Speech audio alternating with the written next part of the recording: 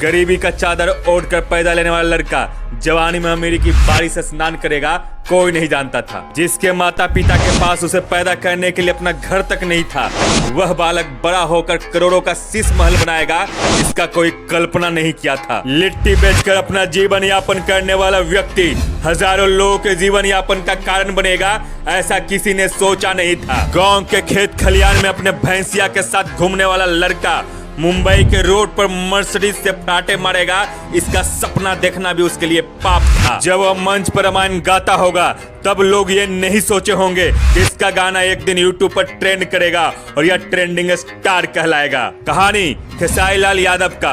आज इनका कहानी वहां से शुरू करेंगे जहां से इनका शुरुआत हुआ था। खेसारी लाल यादव एक इंटरव्यू में कहते हैं कि मैं उस गांव से हूं जहां पर आगे बढ़ने का स्कोप बहुत कम है। जब मैं पैदा लिया था तो मेरा घर मिट्टी का था और वह भी टूट चुका था। उस हाल में पटीदार के घर में मेरा पैदाइश हुआ था। उसके बाद धीरे धीरे मेरा मिट्टी का घर बनकर पुनः तैयार हुआ। और ये बातें मुझे याद नहीं बल्कि मेरे माँ और पिताजी बताते हैं कि हमारी स्थिति कैसी थी। और इतना कहने के बाद खेसारी लाल यादव भावुक हो जाते हैं और आंखों में आंसू आ जाती है। वे आगे कहते हैं कि जब मैं 7 साल का था तो दूध बेचता था, भैंस चराता था और मैं अपने जीवन का अधिकतम समय गांव में बिताया था। मेरे गांव के लोग रामायण और महाभारत गाते थे और बजाते भी थे। मैं अपने जीवन का शुरुआत झाल बजाने से किया था।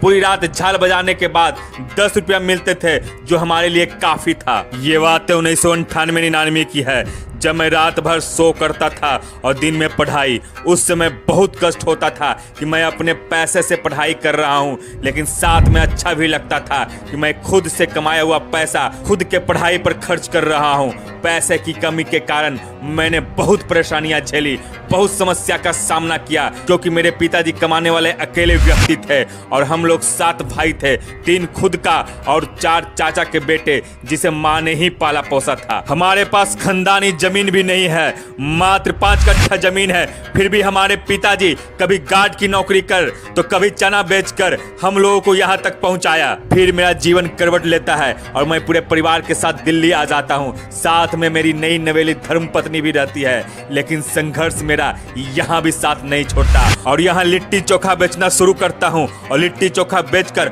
और कुछ सो करके 10 से 12 हजार इकट्ठा किया। फिर एक कैसेट निकाला जो बुरी तरह फ्लॉप हो गया। फिर भी प्रयास जारी रखा। उस समय यूट्यूब का दौर था, उसका प्रचार करना कठिन होता था। कैसेट बन जाने के बाद भी उसे दुकान पर जाकर इसका प्रचार करना होता था और कई जगह तो माँ बहन की गालियां भी सुनने को मिलता था।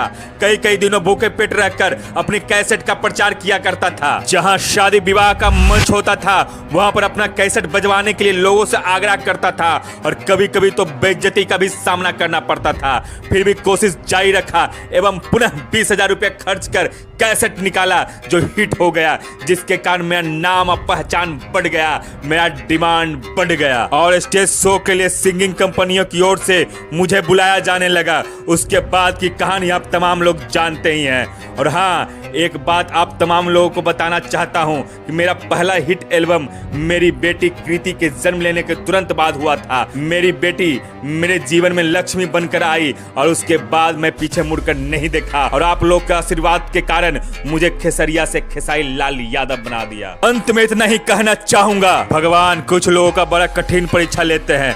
जब वह जन्म लिए तब उनका अपना घर नहीं होता है, जब पढ़ने की उम्र होता है तो घर की स्थिति अच्छा नहीं होता है और जब वे कुछ करने की कोशिश करते हैं, बड़े सपने देखने लगते हैं तो मुसीबत की पथरीली जमीन आगे बढ़ने नहीं देती। बावजूद इसके वे असंभव के सीने से संभव के गंगा बहा ले जाते हैं।